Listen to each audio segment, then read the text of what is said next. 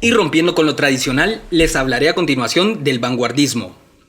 En el siglo XX se desencadenaba la Primera Guerra Mundial y la humanidad se cuestionaba el aparente progreso del capitalismo, generando una idea de deshumanización, y las ideas socialistas con la crítica a la economía de Marx provocaron el surgimiento de la Unión Soviética.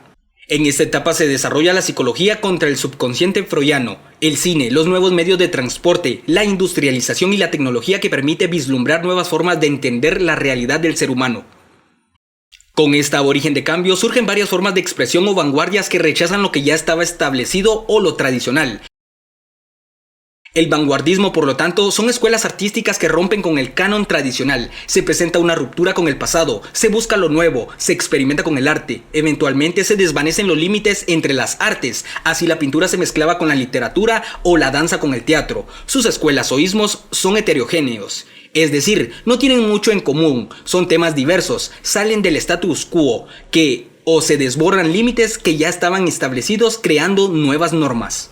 El artista se otorga libertad absoluta de creación, se empieza no solo a experimentar con las formas, sino a tocar temas tabú, como la prostitución o personajes marginales. Hay por lo tanto en el vanguardismo la búsqueda de innovación, de originalidad, de nuevos cánones o modelos estéticos. En la poesía se rompe con la métrica o la rima y se le da importancia a la tipografía o la forma, es decir, presenta la preponderancia de la imagen, se emplea el verso libre y el caligrama. A veces se juega con la sintaxis, se crean nuevas palabras, algunas de carácter lógico o de carácter lúdico. También en el vanguardismo la metáfora se vuelve compleja. En la narrativa se crean nuevas técnicas. El monólogo interior es el fluir de la conciencia o pensamiento del personaje de manera espontánea, sin que el narrador intervenga. Se emplean también múltiples narradores y puntos de vista, con los que la realidad se relativiza, según la posición de quien lo esté narrando. El tiempo deja de ser lineal, con técnicas tomadas del cine como el flashback o raconto, que son saltos hacia atrás en el tiempo de la narración. Entre las escuelas del vanguardismo que más destacan tenemos el existencialismo, donde escribir es una responsabilidad. Los temas que tratan son la angustia existencial, la libertad del hombre y la filosofía del absurdo. Sus máximos exponentes son Jean-Paul Sartre, Albert Camus y Franz Kafka. El expresionismo, que es la manifestación de los sentimientos y sensaciones, surge en Alemania y es subjetiva e íntima. Sus temas son la soledad, la miseria, lo absurdo, la angustia y la naturaleza del ser humano. En la literatura sus exponentes son Franz Kafka, James Joyce y Thomas Mann. El surrealismo surge en Francia inspirado en Freud. Se trata de llevar imágenes o líricas del subconsciente al arte, sin control racional. Se emplea la escritura automática, que consiste en tomar un papel y lápiz y empezar a escribir dejando fluir libremente los pensamientos. Su exponente literario es André Breton.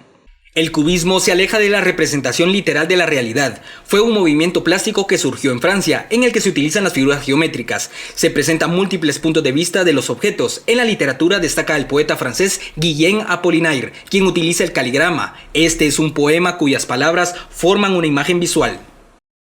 El dadaísmo nace en Suiza y consiste en ir en contra de toda lógica. Se utiliza el azar, es antiartístico y propugna la total libertad. En literatura suele ser una sucesión de palabras y sonidos sin lógica. La causa de esta actitud fue la pérdida del sentido que trajo la Primera Guerra Mundial. Su representante más exponencial es Tristan Tzara. El futurismo fue fundado en Italia por Tommaso Marinetti. Se rechaza el pasado, principalmente los museos, y se exalta a la máquina como el máximo exponente de la belleza, aludiendo a la tecnología y a la velocidad.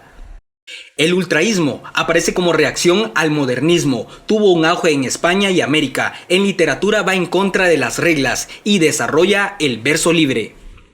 El impresionismo busca el paisaje y la naturaleza y utiliza el color como poder expresivo. Destaca principalmente en la pintura.